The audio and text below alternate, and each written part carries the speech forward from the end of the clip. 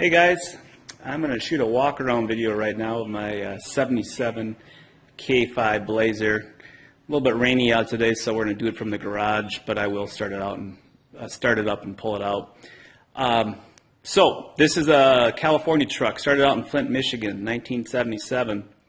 It had a 350 in it. It was a full-time four-wheel drive, so it's got the new process 203 transfer case. Since then, lots and lots of work has been done to it. It's been fully restored. So I want to just walk through and kind of give you an overview of what has been done. And what you'll see is that this is absolutely turnkey. Ready to go, pick it up, drive it. You could take it to a show. You could certainly win a show with this thing. It's an absolutely gorgeous truck. So starting with the body, as you can see, it's laser straight. There's absolutely zero rust on it. You know, being in California, obviously West Coast, you don't get the salt besides the restoration that was done on it, but it was just done a gorgeous job. I would rate the paint probably an 8.5 out of 10. You know, there are going to be some little nicks here and there. As a matter of fact, if you look, open up the door here, look at the thresholds, I mean, you're going to get some of this type of stuff. I do have some black touch-up paint. If you want to, put that on, you can do it. I have touched up a couple of spots here on the outside.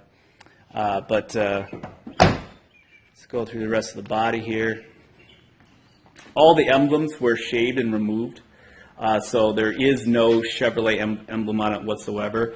Those mirrors that's more of an 80s style mirror, just because the standard 70 mirrors you really can't see anything, so I put those on there. There's the back. The only emblem is the 454 SS. It's got the Flowmaster exhaust coming out the back there, which sounds pretty incredible. And try to give you the other side here. Let's see how straight it is. All right, well, let's take a look under the hood, which is probably one of the best things about this truck. So I started with the 350. And then what was put into it was a 454. So this thing is not stock by any means. It has Edelbrock intake on it. It has a 750 Holley Street Avenger double pumper on there. And the heads are off of a 396. They are what's called the early closed chamber ported heads. So it has the oval chamber in them. Makes higher combustion, which gives you more power. So you have a 454 that has a ton of compression already, plus these heads on it, so it needless to say has a ton of horsepower and torque. Everything's been done, and you can see when the body was done, it was all media blasted. So you can kind of see here, yeah, like everything here was all painted a gloss black. The firewall's all painted a gloss black. Even underneath the body, all the panels, top of the hood, all glass black. It's just absolutely beautiful. Looks like the majority of the wiring was replaced when they did the restoration. The only thing I found was probably original wiring. I think it's in the back end, around the tail lights, but everything works as it should. So got aluminum coated headers in there. Air conditioning does work. It's been converted to R134. Boosters new. Everything. I've got a pump on here. This is for the windshield washer fluid.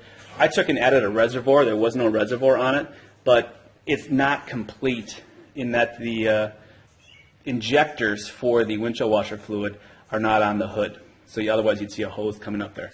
I don't ever drive it in the rain. I don't drive in the winter, so I just never finished it. Radiator is a Modine. It's a 4-core radiator. Thing does not get over 200 degrees no matter what. And you see that there is just a ton of chrome kind of everywhere you look on this. The person that built it supposedly spent about $16,000 just on chroming different parts of the truck itself. Let's take a look under the front end here. I put a treble light under here to try to get a little bit more light. But so it's got the axle trusses, which are chromed. As you can see there, the back of the brakes, both disc and the drum brakes, front and back, have been chromed. The sway bar, which is right there, has been chromed. All of the grommets you see here have been replaced. Every body mount and spring and grommet for springs or the sway bar there have been replaced. All the ball joints, axles, everything have been completely redone. You know, there's even chrome, as you can see, U-bolts on here. Now, as far as the suspension goes, take a look at that. This is a really cool part of this truck. So there's triple shocks on each corner. And it's called a soft ride suspension. I think there's, you know, probably 4 or 5 inches of lift. These are 33-inch tires. And by the way, you can see they're more or less brand new. Got tons of tread on them. When I got the truck, they were new. I put 4,000 miles on it. Warren Premium hubs. Those are Keystone aluminum wheels. And then you can see, like, even the spring shackles, you know, have been chromed there. And then there's a Morso, that's an 8-quart oil pan, and it's also got a performance oil pump. So you'll see when I started up, the oil pressure, I think it idles at about 60 pounds. It's pretty wild. And you can also see here, hopefully, see the shine on the frame. That was media blasted, you know, taken right down to bare metal, and put on there. Inner fenders, all gloss black. Pretty wild. So what you're looking at now is the drive shaft, been completely chromed, the front drive shaft, and then right there, that is the pan for the transmission, and then the cover right there for the flywheel has also been chromed. Steel braided hoses are pretty common, pretty much everything. You see brake lines. That's even a vent line there for your axles, all steel braided. Go back there. There was a protector plate. Let's see if I can get a better look at it. Put on for the transfer case. That's the 203 transfer case. So that one did have the conversion kit in it. The New Process 205 is kind of considered to be the primo transfer case because it's a gear to gear. This one is chain driven. So probably not as good, but unless you're going to go out and do some serious wheeling with this thing, which I'm assuming you're not, it works just fine. It's the rear drive shaft. Front part of that's been chromed. And you can see the Flowmaster exhaust there. And then going back to the rear axle. I'll show you a couple cool things with this. So again, 3 shocks per corner, but this right here is called anti-hop shock.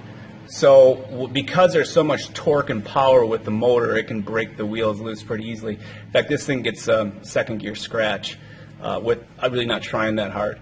Anyway, what these do is they keep the tires from hopping, obviously keep them on the ground, gives you better traction. Rear shackles are even chrome there.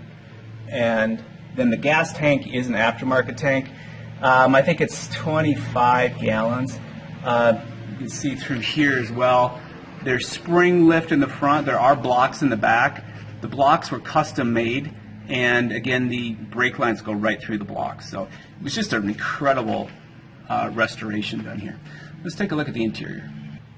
So there's a custom dash pad put on the interior, and also, as you can see here, the top was all custom made. The door panels were custom made. And then the rear side panels. That's a full family roll cage back there, all custom done. Seats were redone, excuse me. This is something that I added. It's a lockable center console. I'll show you the gauges there in a second. And again, the only emblem inside here is the 454 SS. Okay, there's the back seat. Again, it's got the 4-point seat harnesses all the way around. Back seat was redone. A very nice custom carpet there. And I'll pull down the tailgate next. Now, one of the things I read about with the Blazers is, you know, they do have good storage area. So much more than Broncos or say a Scout. And I used to have a Jeep, which had absolutely none. But good storage area back here. You can see this is the soft top. So that can unfold and be put up here in about 10 minutes. You can see over here, these are all, this right here, this bracket, that's all for the soft top. Soft top fits over the roll cage, no problem, and also the hard top fits over it, no problem. All right, so there is a window inside the tailgate. It's a manual crank, and I'll show you how this works.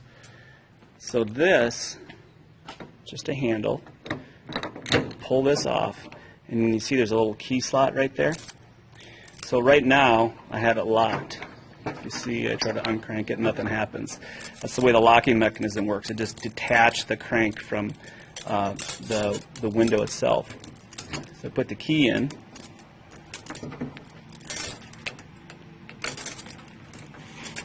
Turn it. And then now, let's see if I can pull this up a little bit.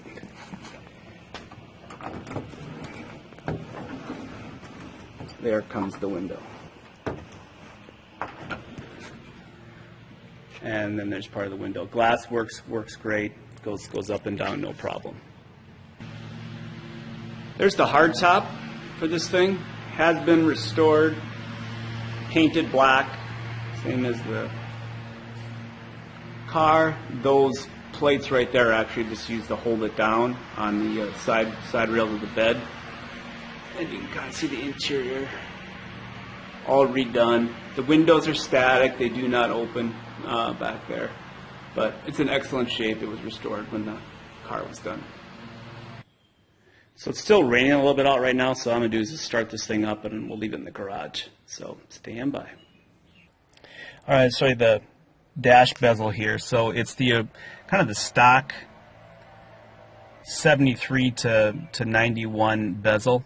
It does have the original fuel gauge in there as well as the speedometer. But then the rest of the gauges have been replaced with odometer.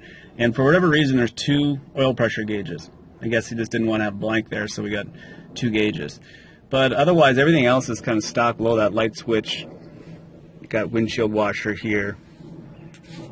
Radio is an older cassette Panasonic. The cassette doesn't really work much anymore if you even have cassettes, but the radio does work fine, and everything works fine as far as the fan and the temperature controls here. So see, everything inside was painted beautiful black as well. And the dome light down there works. The dome light that I have up above here is actually one that's battery. They did not run the wires when they did the restoration. They did not run the wires up into the cab area here. So I just put a little LED battery one in there. That works good. Even goes off on its own if you happen to leave it on. Alright, now next thing on this is there's a couple of toggle switches in here. Hopefully you can see these. Okay, the first one is right here. This toggle switch right behind. This is the release for the parking brake. So this, when you pull it forward, is a high idle. It's a little electronic push mechanism that's on the carburetor. Push it down, that's a low idle. There is no electric choke on this thing. So when you start it off, it's obviously very cold-blooded. So you just run it on high idle. When it warms up, it gets up to maybe, say, 140 degrees. That's when I usually kick it down to high idle, or to low idle, excuse me. So when we start it, we'll pull up the high idle. The other thing that's nice on this is there is a hidden kill switch. Let's see if I can show it to you. Yeah, here it is, right there. So again, flick it that way. Truck is off, cannot be started. And flick it this way, and now it's on. So truck came from California. Those things get stolen a lot out there. So nice to have it if you're in an urban area, you know, and have to leave it outside. You can just hit the kill switch, and then even if somebody tries to jack it, they can't get it. All right, let's go ahead and start it up.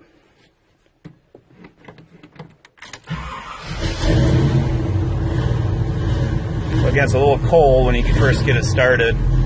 Takes a little bit to get the idle going. See the oil pressure coming up there.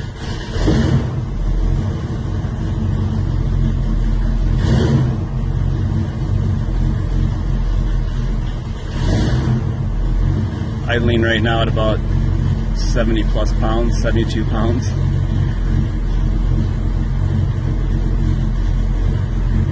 All right, so now it's idling fine. Go out and check out that Flowmaster exhaust. You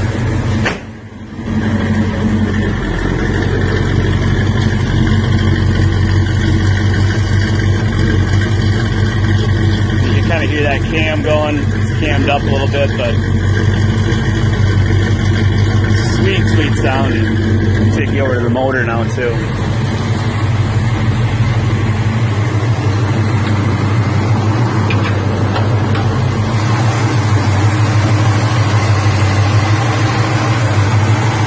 Motor's got about 10,000 miles on it. Not really leaking any oil. You know, you will get oil that'll purge, but nothing that leaks consistently. Purrs like a kitten.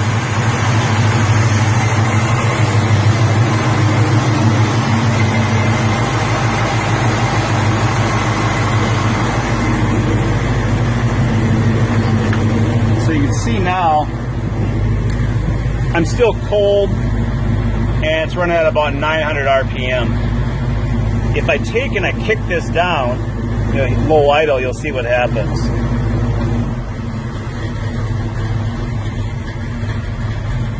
So now I'm down at about what, 600-700. This is idling at the low idle here.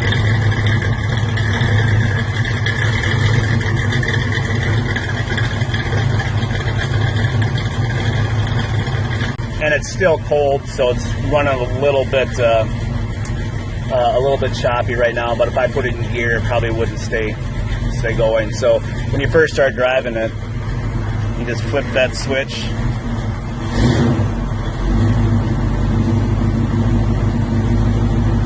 and then it'll stay right around that 900 to 1,000 RPM. Up, and you get the temp, kick it down.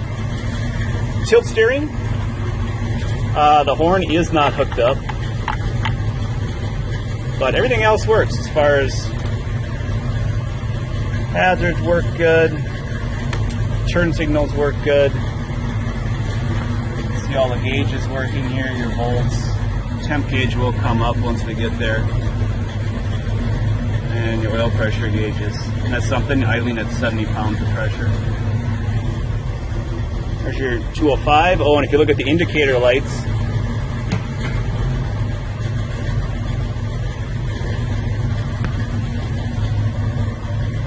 you can see that too good. There we go. That's the four-wheel lock. So that works for high or low four-wheel drive. Just pop that right out.